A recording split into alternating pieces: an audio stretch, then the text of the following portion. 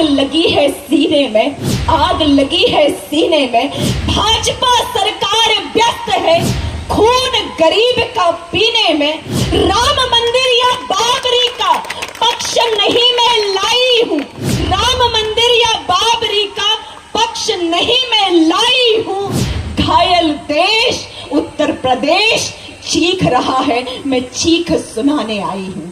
तो ये जो मेरे सामने मुझे सुनने वाले मेरे माता पिता और मेरे भाई बहन जो आप सब खड़े बैठे हैं, उससे ये नेता ओजस्वी और समाज सेवक बनता है, यही नेता की पहचान होती है। और आदरणीय मुलायम सिंह जी ने और आदरणीय मेरे दादा राम नरेश यादव जी ने किसान पुत्र होकर इस धरती को सींचकर समाजवाद की नींव को गाढ़ा था।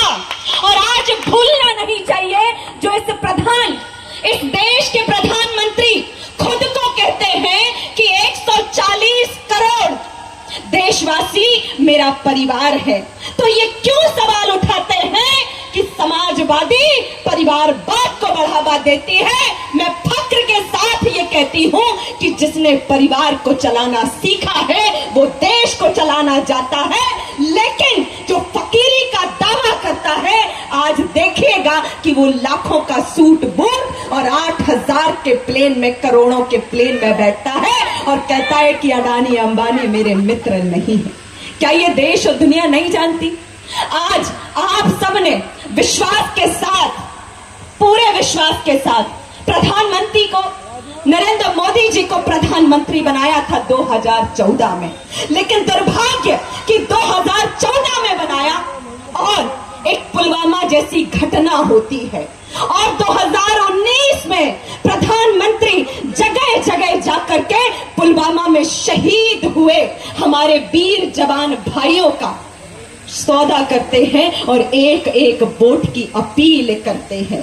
अन्यथा वो 2019 का चुनाव भी नहीं जीतते। और आज भी और कल भी ये इंडिया गठबंधन उनसे सवाल पूछता है कि पुलवामा में कितने जवान शहीद हुए, ये बताना चाहिए, क्योंकि भारत देश के एक एक माँ बाप पूछना चाहते हैं अपने बेटे का अधिकार, लेकिन इनके पास जवाब नहीं है। और देखिए आज देश की दुर्दशा क्या है। तो कहते हैं कि आज हर भाषणों में आप सबने सुना होगा, और मैं आप सबसे ये सवाल पूछती हूं कि पूरे देश में एक नारा चला करता था, हिंदू मुस्लिम सिख ईसाई आपस में हम भाई भाई। आज कहीं आपको ये नारा सुनने को मिलता है? सच बताइएगा, कहीं किसी दीवारों में किसी भारतीय जनता पार्टी के नेता के मुख पे ये नारा मिलता है?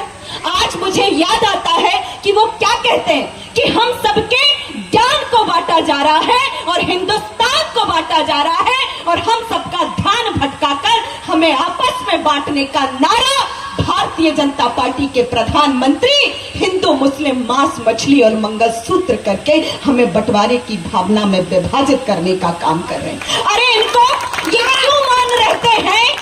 क्या इनको आपने मणिपुर की घटना देखी?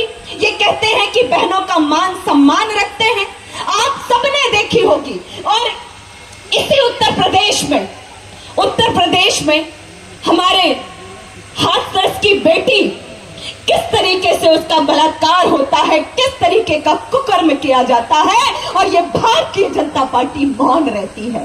मणिपुर में बेटियां नग्न होकर के अपनी निर्लज्जता की भीख मांगती है, और हद तो तब होती है कि एक फौजी की बीबी भी अपने सम्मान की, अपनी इज्जत की भीख मांगती है, लेकिन प्रधानमंत्री मौन होकर के बैठे रहते हैं। तो माँ बाप आप बताइएगा कि जो व्यक्ति मणिपुर को जलता हुआ देख सकता है, तो ये कोई बड़ी बात नहीं है कि एक दिन वो इस देश में एक राज्य को जलता हुआ देख सकता है। और आज मेरे युवा भाइयों को बेरोजगारी से, मेरी गृहिणी माताओं को महंगाई से, मेरे किसान माँ बाप के हक की रोटी छीनकर वो जब धरने पे बैठते हैं तो उनके आगे कील गाड़ दी जाती है, कील गाड़ दी जाती है और आंसू गैस के गोले फेंके जाते हैं। मैं इनसे पूछती हूँ, देखिए आज देश की दुर्दशा क्या है कि देश मेरा जल रहा है, देश मेरा